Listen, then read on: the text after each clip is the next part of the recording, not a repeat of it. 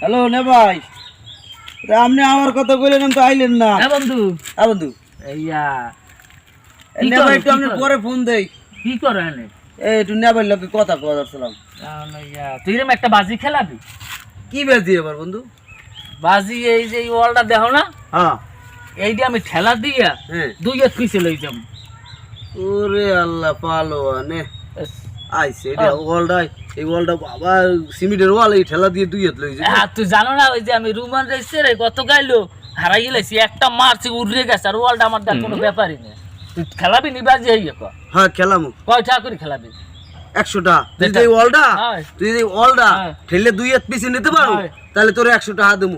আর যদি তুই না পারো, তুইও আমার কিন্তু 100 টাকা দিবি। হ্যাঁ দেবো। আচ্ছা দে, তোর 100 টাকা দে আর আমার 100 টাকা দে। এটা আথো দে দেখ কিলো টাকা গেলে কই দে। তাহলে থাকবে, কেউ নিতে পারবে না, হ্যাঁ। বাজির পর নেবে। আচ্ছা ঠিক আছে হ্যাঁ দে। আমার কথা কি হন, কি? যদি ওয়াল না নিতে পারো তাহলে টাকা কিন্তু 100 আমি লই যাবো। আর নিতে পারলে কিন্তু আপনি হাত দেবেন না। হ্যাঁ তুই যদি ওয়াল ঠেললে 2 হাত পিছে নিতে পারো, হ্যাঁ। ওয়াল যদি ঠেললে তুই 2 হাত পিছে হ্যাঁ। নিতে পারো, হ্যাঁ। তাহলে তুই 100 টাকা পাবি। আর যদি তুই না নিতে পারো, তাহলে কিন্তু আমি 100 টাকা পাবো। হ্যাঁ আমি একটু রেডি হইলে চাই, হইলে কথা। হ্যাঁ